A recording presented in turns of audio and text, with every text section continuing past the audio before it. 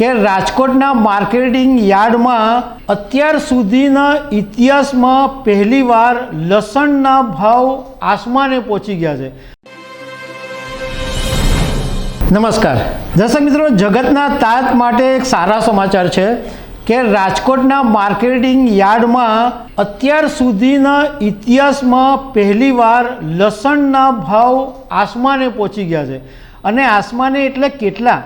1 કિલોના 500 રૂપિયાનો ભાવ પહોંચી ગયો છે સૂકા લસણનો। તો એના વિશે તમારી સાથે વાત કરીશું। મારું નામ રાજેશ શાહ છે અને તમે જોઈ રહ્યા છો ખબરછે.com। દર્શક મિત્રો, આપણે ઘણી વખત એવું સાંભળીએ કે ભાઈ ડુંગળીના ભાવ નહીં મળ્યા, આના ભાવ નહીં મળ્યા, બટાકાના ભાવ નહીં મળ્યા, ટામેટાના ભાવ નહીં મળ્યા, તો જગતનો તાત ખેડૂત રડતો રહે કે ભાઈ અમને ભાવ નહીં મળ્યા, રસ્તા પર ટામેટા ફેંકી દે, કાંદા ફેંકી દે, બટાકા ફેંકી દે, આવી બધી વાત આપણે સાંભળીએ છીએ। પણ આ વખતે તો કંઈ ચિત્ર જુદું છે।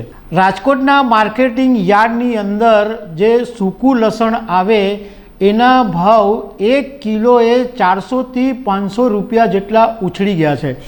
એટલે જગતનો તાત અત્યારે ખુશ છે। આપણે પણ એવી આશા રાખીએ કે ભાઈ જેને કારણે આપણે આજે ટકી રહ્યા છે એ જગતના તાત ખેડૂતને ચહેરો ખુશ રહેવો જોઈએ, એને વળતર મળવું જ જોઈએ। કારણ કે આ જગતનો તાત જો ખેડૂત ખેતી કરવાનું બંધ કરી દે તો તમે વિચારો કે માણસોની શું હાલત થાય। તો ખેડૂત ખુશ રહેશે તો દેશ પણ ખુશ રહેશે। હવે એના કારણ વિશે વાત કરીએ કે ભાઈ આ લસણના ભાવ આટલા બધા ઉછળી કેમ ગયા? તો ખેડૂતોનું કહેવું એમ છે કે આ વર્ષે વાતાવરણની અંદર ઘણો બધો ફેરફાર જોવા મળ્યો અને ઘણી જગ્યાએ કમોસમી વરસાદ પણ પડ્યો। એને લીધે અસર એ થઈ કે લસણનો જે પાક છે એ ઓછો થયો। એટલે લસણનો પાક ઓછો થવાને કારણે માર્કેટિંગ યાર્ડની અંદર જે લસણની આવક આવવી જોઈએ એ બહુ ઓછી આવી છે। આ આવક ઓછી રહી એટલે આમ સામાન્ય રીતે એક અર્થશાસ્ત્રનો નિયમ છે ડિમાન્ડ અને સપ્લાય। જો સપ્લાય ઓછો હોય તો ડિમાન્ડ વધે અને સપ્લાય વધારે હોય તો ડિમાન્ડ ઘટે, એક એવો નિયમ છે। એટલે આ લસણની આવક ઓછી રહી એટલે સીધી રીતના એના ભાવ ઉછળી ગયા।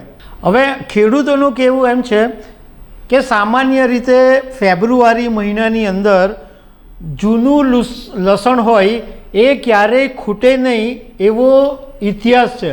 એટલે માર્કેટિંગ યાર્ડની અંદર ફેબ્રુઆરી મહિનામાં જે જૂનું લસણ હોય એ પૂરતા સ્ટોકમાં હોય, એ ખૂટે નહીં એવું અત્યાર સુધી છે।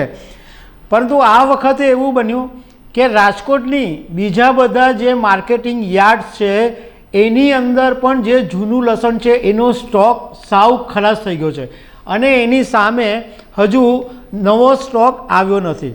એટલે એને કારણે અત્યારે જે જૂના લસણ છે એના ભાવ આસમાને પહોંચી ગયા છે। હવે રાજકોટ યાર્ડમાં જે લસણ આવે છે એ સૌરાષ્ટ્રના બધા જિલ્લાઓમાંથી આવે છે, ઉપરાંત મધ્યપ્રદેશથી પણ લસણ આવે છે। ખેડૂતોએ એમ કીધું કે અત્યાર સુધી અમને લસણના જે ભાવ છે એ 3000 4000 મળતા હતા, પરંતુ હવે સીધા 20 કિલોના અમને 7000 રૂપિયા ભાવ મળતા થઈ ગયા છે।